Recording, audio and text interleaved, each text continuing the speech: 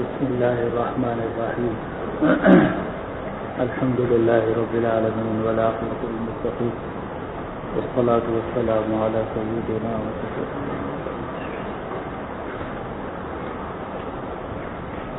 اللهم أرنا الحق حقا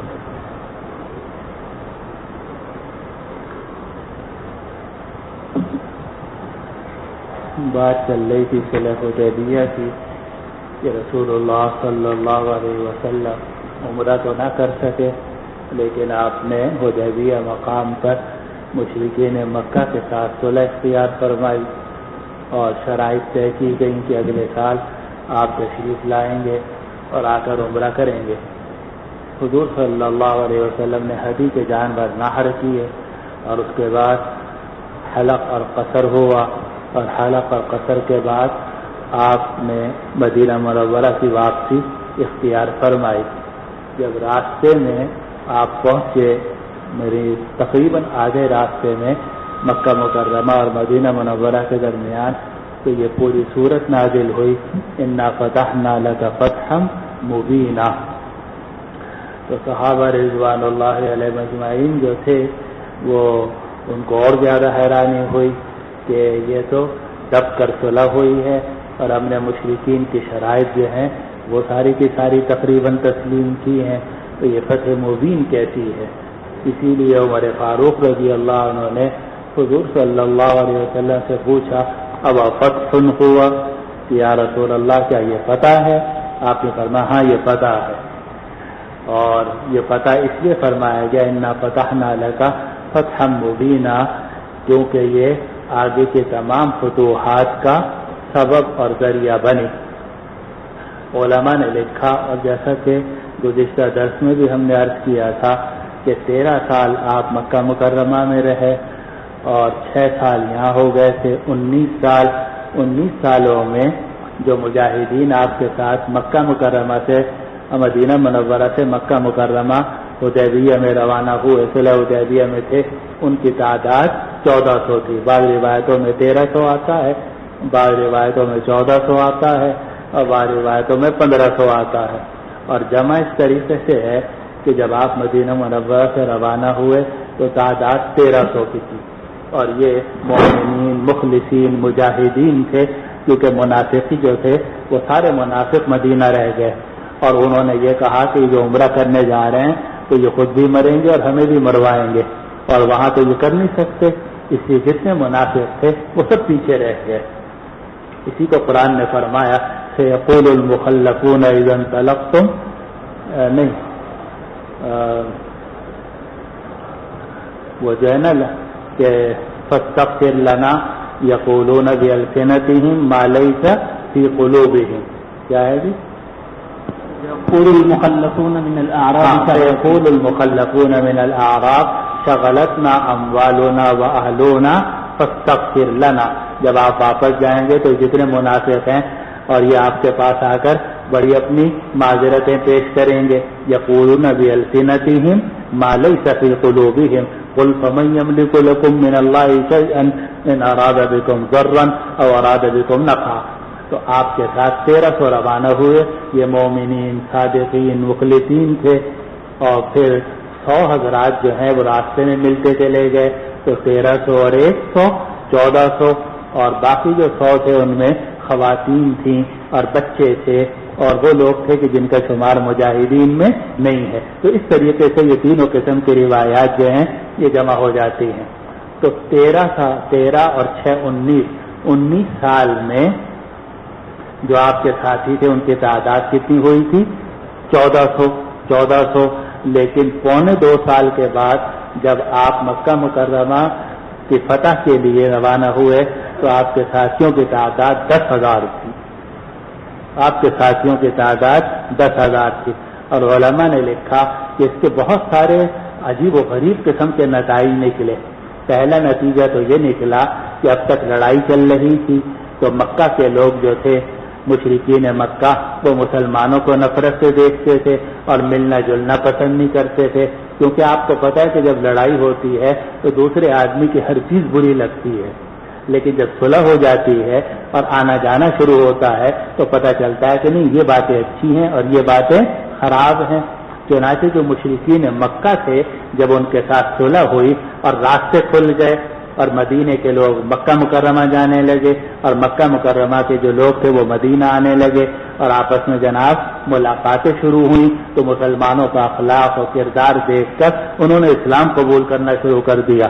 چنانچہ مشرکین مکہ کے بڑے بڑے لیڈروں نے اس عرصے میں اسلام قبول کیا.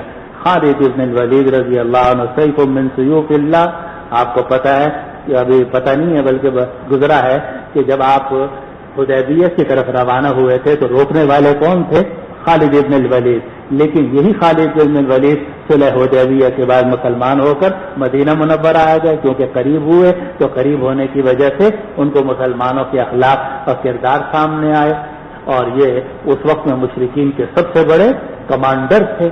اسی طرح عثمان ابن طلحہ رضی اللہ عنہ وہ بھی جناب مکہ مکرمہ سے چلے اور مدینہ منورہ آ کر انہوں نے اسلام قبول کیا.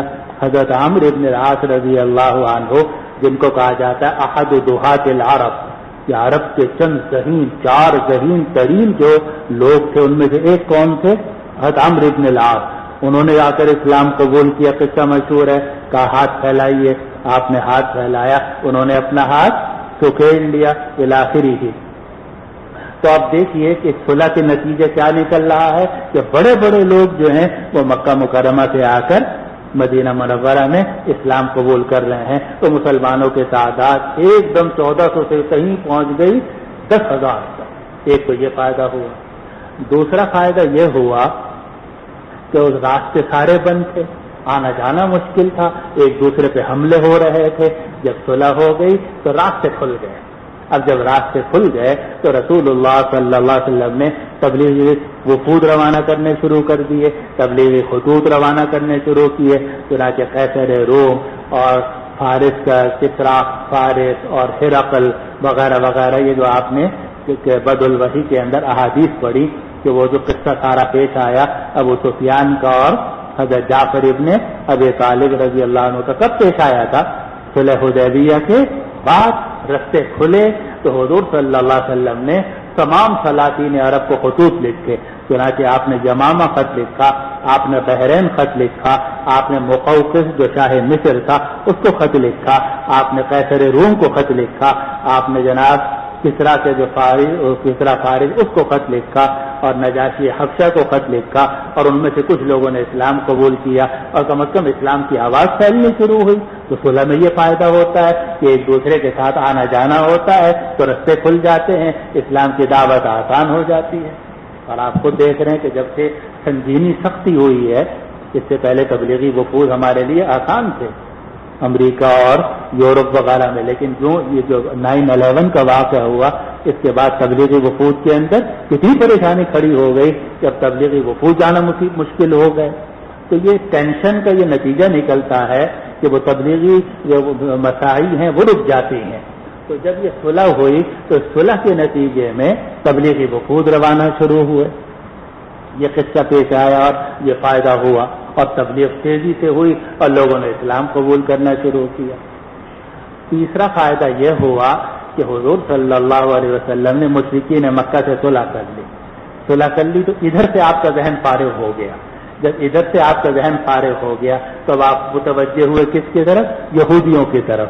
اس لیے کہ یہودیوں کی سازشیں چل رہی تھیں اور حکمت کا تقاضا یہ ہے کہ سب سے لڑائی نہ لڑی جائے. مولوی صاحب ویسے آپ کے جذبات ہیں، آپ جو چاہے کرو، سب سے لڑو، آپ کی مرضی ہے، لیکن اگر سنت نبویہ کا آپ اتباع کرنا چاہتے ہو اور حکمت کا تقاضا کرنا چاہتے ہو تو سب سے لڑائی نہیں لڑی جا سکتی. یہ عقل کے خلاف ہے.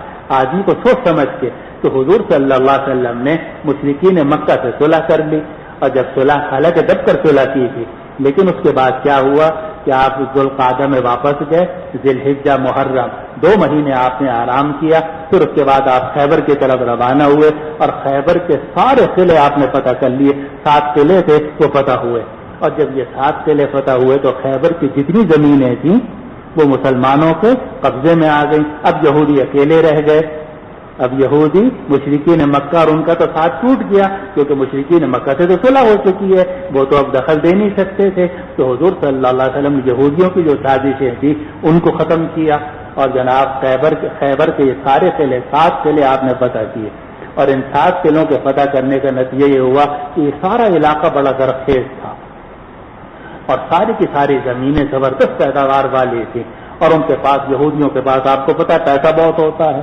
چنانچہ مال و دولت کی فراوانی تھی، اور خدق وغیرہ یہ سارے کے سارے باغات اور یہ چیزیں جو ہیں یہ مسلمانوں کے قبضے میں آئے۔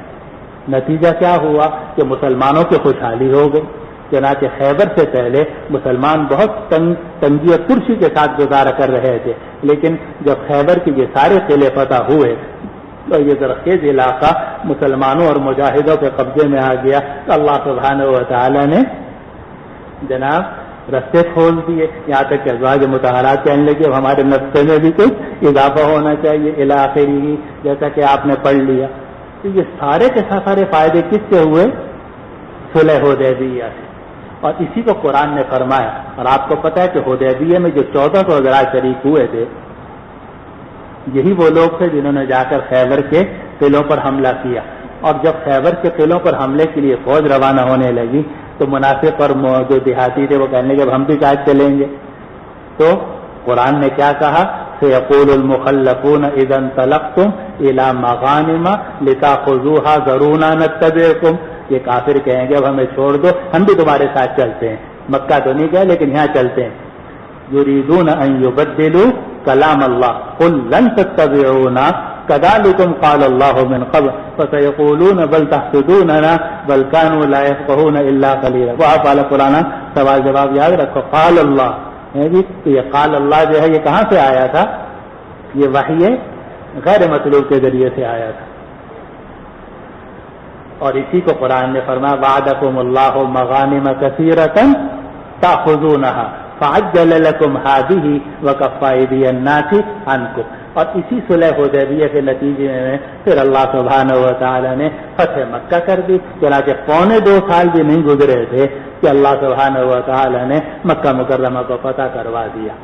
معلوم ہوا کہ اگر مسلمانوں کی مصلحت کی خاطر قید احترازی مولوی صاحب، ایک صلح وہ ہوتی ہے جو بزدلی کی وجہ سے ہو، یا جناب کافروں کے خوف اور ڈر کی وجہ سے ہو، اور جناب اپنے اقتدار کو بچانے کے لیے ہو، لیکن ایک صلح وہ ہے جو محض مسلمانوں کی مصلحت کی خاطر ہو اور اسلام کے فائدے کے لیے تو مسلمان مارے نہ جائیں۔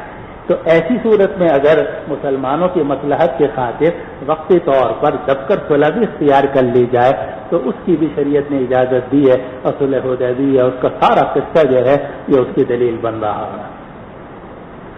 یہ تو سارا پس منظر تھا جو اللہ سبحانہ و تعالی کے فضل و کرم اور اس کی توفیق سے آپ کے سامنے مختصر طور پر ہم نے عرض کر دیا۔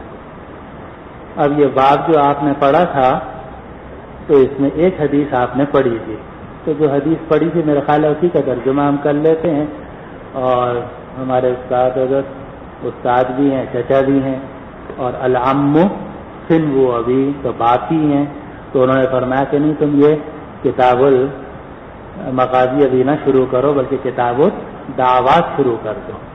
تقی عثمانی صاحب مدد اللہ نے مجھے فرمایا کتاب الدعوات شروع کر دو تاکہ تمہیں کم بولنا پڑے، کیونکہ یہ جو مغازی ہیں اس میں تمہیں بولنا بہت پڑے گا، اور اس میں ہر حدیث کے اوپر کلام ہے، اور دعوات میں کلام کم ہے، تو پہلے وہ پڑھ لو پھر اس کے بعد پھر واپس لوٹ آنا۔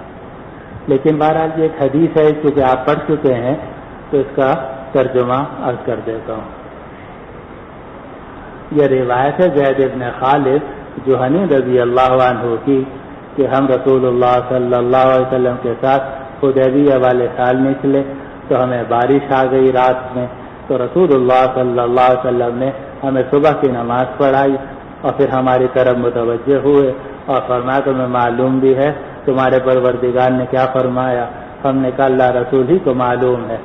آپ نے فرمایا کہ اللہ تعالیٰ نے فرمایا کہ میرے بندوں میں سے کچھ لوگوں نے توبہ کی کہ مجھ پر ایمان رکھتے ہیں، اور کچھ لوگوں نے صلح کی کہ وہ کافر ہیں۔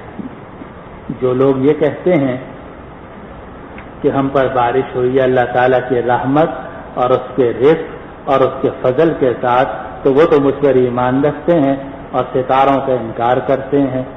اور جو یہ کہتے ہیں کہ ہماری بارش ہوئی ہے فلاں ستارے کی وجہ سے، فلاں ستارے کے طلوع ہونے کی وجہ سے، تو وہ ستاروں پر ایمان رکھتا ہے اور میرے ساتھ کفر اختیار کرتا ہے۔ اب یہ وہ مسئلہ ہے جو آپ نے مختصر المعانی کے اندر بھی پڑھا کہ اگر کوئی آدمی یہ کہے کہ انبت الربیع البقلہ، تو یہ کلمہ ایمان کا ہے یا کفر کا ہے مولوی صاحب؟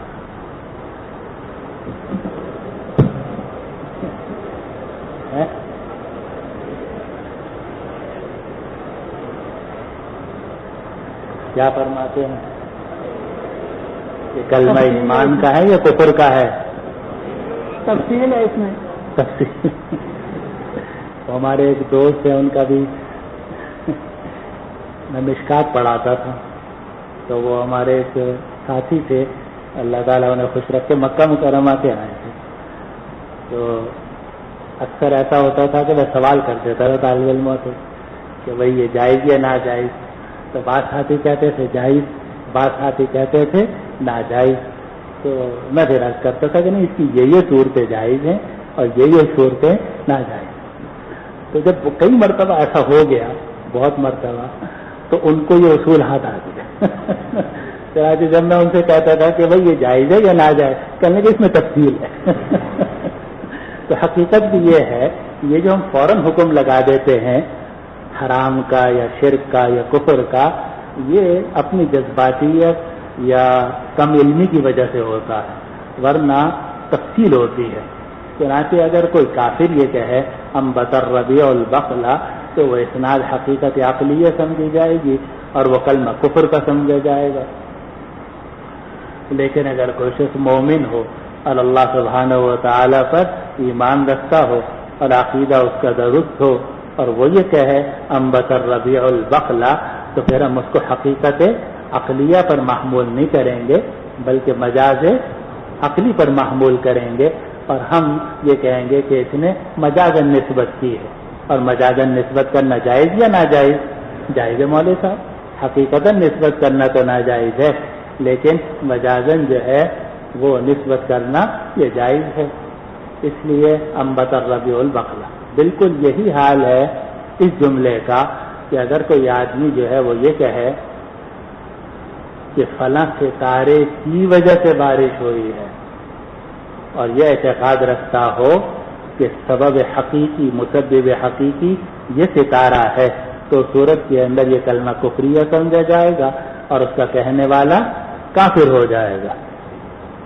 لیکن اگر وہ آدمی جو ہے وہ یہ عقیدہ نہیں رکھتا، لیکن اس سبب کے درجے میں نیت کرتا ہے کہ بھئی آج کل برسات کا موسم ہے، برسات میں بارش ہوتی ہے، برسات ہے اس لیے بارش ہوئی ہے جی، تو یہ جو نسبت ہوگی یہ حقیقت عقلیہ نہیں ہوگی بلکہ مجاز عقلی ہوگی۔ سمجھ رہے ہیں بات کو؟ اسی طریقے سے مطرنا بنجم کذا، کہ فلاں ستارے کی وجہ سے ہمیں بارش ہوئی ہے، تو جو آدمی اس عقیدے کے ساتھ کہے گا کہ نجم جو ہے وہ مؤثر بالذات ہے مطر کے اندر، یہ کلمہ کفریہ ہے، اور وہ آدمی کافر ہے اور کفر کے احکام اس کے اوپر جاری ہوں گے۔ لیکن اگر کوئی آدمی محض سبب کے درجے میں نیت کرتا ہے اور عقیدہ جو ہے اس کا درست ہے، تو پھر یہ کہنا، اس میں بھی تفصیل ہے۔ وہ یہ ہے کہ اس کہنے کے اندر بھی تفصیل ہے، وہ یہ ہے یہ دیکھا جائے گا کہ آیا اس میں تشبہ بالمشرکین یا ایہام شرک پایا جاتا ہے یا نہیں پایا جاتا۔ اگر تشبہ بالمشرکین یا ایہام شرک پایا جاتا ہے پھر یہ کلمہ کہنا کیا ہوگا؟ مکروہ ہوگا، کفر تو نہیں ہوگا مگر مکروہ ہوگا۔ لیکن اگر اس میں تشبہ بالمشرکین اور ایہام شرک نہ ہو تو پھر اس صورت میں یہ کلمہ کہہ دینا جائے گا. آپ کہتے ہیں بھائی میں نے پیناڈول کھائی تو ماشاءاللہ سر کا درد ختم ہو گیا, تو یہ پیناڈول کی طرف آپ نے نسبت کر دی ہے جی. تو یہ نسبت چونکہ سبب کے درجے میں ہے اور نہ ایہام شرک ہے اور نہ اس میں تشبہ بالمشرکین ہے, اس لیے پیناڈول کی طرف اگر آپ نسبت کر دیں یا دوائی کی طرف نسبت کر دیں یا ڈاکٹر کے نسخے کی طرف نسبت کر دیں جبکہ عقیدہ آپ کا درست ہے تو یہ جائز ہوگا. لیکن اگر کسی علاقے کے اندر مثلا مشرک رہتے ہیں اور وہ ایسا جملہ بولتے ہیں جن میں اسباب کی طرف نسبت کی جاتی ہے اور وہ حقیقت عقلیہ کے طور پر وہ نسبت کرتے ہیں, ان کے ساتھ اگر آپ اس موقع پر وہ بولیں گے تو اس میں تشبہ بالمشرکین بھی ہوگا اور اس کے اندر ایہام شرک بھی ہوگا. اس لیے اگر مترنا بنجم قضا کا جملہ ایسی جگہ میں بولا جائے کہ جہاں مشرکین اس کو حقیقت عقلیہ پر محمول کرتے ہوں, وہاں یہ جملہ مومن موحد اگر بولے گا تو اس کا بولنا کیا ہوگا؟ مکروہ ہوگا. اور اگر نہ ایہام شرک ہے نہ تشبہ بالمشرکین ہے اور پھر کسی سبب کی طرف نسبت کر دے تو یہ جائے گا, کیونکہ دنیا میں اسباب ہی کی طرف نسبت کی جاتی ہے. دنیا جو ہے یہ دارالاسباب ہے جس میں اسباب ہی کی طرف نسبت کی جاتی ہے, بلکہ ہر چیز کی نسبت مسبب الاسباب کی طرف کرنا بسا اوقات سوء ادب ہو جاتا ہے مولوی صاحب. اسی لیے سیدنا ابراہیم علیہ السلام نے یہ فرمایا وَإِذَا مَرِضْتُ فَهُوَ يَشْفِينِ, حالانکہ مرض بھی اسی کی طرف سے ہے اور شفا بھی اسی کی طرف سے ہے, لیکن یہ دیکھنا ہوتا ہے کہ کس طریقے سے نسبت کی جائے. تو مرض کی نسبت اپنی طرف کر دی کیونکہ عام طور سے اس کے اسباب انسان کے اپنے اختیار میں ہوتے ہیں اور وہ خود غلطیاں کرتا ہے تو بیمار ہوتا ہے, جیسے میں نے غلطیاں کی اور بیمار ہو گیا. اور فہو یشفین, شفا اللہ سبحانہ و تعالیٰ کی طرف سے ہے. سمجھ رہے ہیں بات کو؟ چلو اب بھائی کتاب الدعوات لے لو.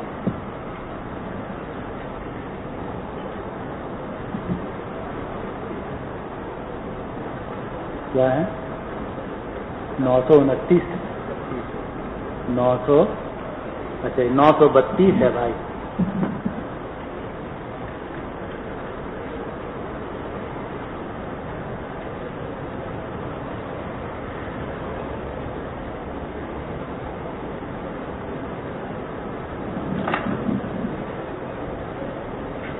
بھائی حضرت تشریف لائیں تو پہلے بتا دینا. میں کوئی ہے باہر لڑکا اسے کہہ دو. ہاں حضرت گھر سے نکلے نا تو بس بتا. چلو جی. اور یہ دعا جو ہے آپ جانتے ہیں کہ دعا عبادت کا مفت ہے, اور یہ دعا عجیب چیز ہے. اگر آپ دعا مانگے پیسوں کی, بیوی کی, مکان کی, روٹی کی, یہ بھی عبادت ہے. اگر آپ دعا مانگے یا اللہ مجھے اچھا مکان عطا فرما دے, یا اللہ مجھے نیک بیوی عطا فرما دے, اور یا اللہ فلاں جگہ میری شادی کرا دے, یہ سب کیا ہے؟ عبادت. جو مانگو اللہ سے مانگو. اور حدیث میں فرمایا من لم یسأل اللہ یغضب علیہ, کہ جو اللہ تعالیٰ سے نہیں مانگتا اللہ تعالیٰ اس کے اوپر غضبناک ہوتا ہے. اس لیے ہمارے حضرت مولانا حضرت ڈاکٹر عبداللہ صاحب فرماتے تھے کہ دعا کی رٹ لگا دیا کرو, خوب دعا کیا کرو. اس سے متعلق یہ آیات یہ آسان ہے جی. بسم الله الرحمن الرحيم. كتاب الدعوات. باب قول الله تعالى ادعوني أستجب لكم, وقوله إن الذين يستكبرون عن عبادتي سيدخلون جهنم داخلين. باب ولكل نبي دعوة مستجابة. وبالسند المتصل منا إلى الإمام الهمام الحافظ الحجة أمير المؤمنين في الحديث أبي عبد الله محمد بن إسماعيل البخاري رحمه الله تعالى متعنا بعلومه وفيوضه وبركاته آمين. قال حدثنا إسماعيل قال حدثنا مالك عن أبي الزناد عن الأعرج عن أبي هريرة رضي الله تعالى عنه وعنهم أن رسول الله صلى الله عليه وسلم قال لكل نبي دعوة يدعو بها, وأريد أن اختبئ دعوتي شفاعة لأمتي في الآخرة. وقال معتمر سمعت عن أنس بن مالك عن النبي صلى الله عليه وسلم قال كل نبي سأل سؤلا أو قال لكل نبي دعوة قد دعا بها فاستجيب فجعلت دعوة لكل نبي دعوة قد دعا بها فاستجيب فجعلت دعوتي شفاعة لأمتي يوم القيامة. آسان جی. أفضل الاستغفار. وقوله واستغفروا ربكم إنه كان غفارا يرسل السماء عليكم مدرارا ويمددكم بأموال وبنين ويجعل لكم جنات ويجعل لكم أنهارا. وقوله حسن بصیر رحمۃ اللہ علیہ کے پاس ایک آدمی آیا، اس نے کہا کہ حضرت ہمارے ہاں علاقے میں بارش نہیں ہو رہی، فرمایا استغفار کرے. ایک اور آدمی آیا، اس نے کہا کہ حضرت فقر و فاقہ ہے ہمارے علاقے، کہا کہ استغفار کیا کرو. ایک اور آدمی آیا کہ میرے یہاں اولاد نہیں ہوتی، کہا استغفار کیا کرو. ایک اور آدمی آیا کہ ہمارے کھیتوں میں آج کل پیداوار نہیں ہے، فرمایا استغفار کرو. تو لوگوں نے کہا کہ آپ ہر ایک کا استغفاری یہ علاج بتا رہے ہیں، کہا قرآن مجید میں ہے واستغفروا ربکم انہ کان غفارا یرسل السماء علیکم مدرارا ویمددکم باموال وبنین ویجعل لکم جنات ویجعل لکم انہارا ما لکم لا ترجون للہ وقارا. چلو. وبه قال حدثنا ابو معمر قال حدثنا بقوله رہ گیا وقوله والذين اذا فعلوا فاحشة او ظلموا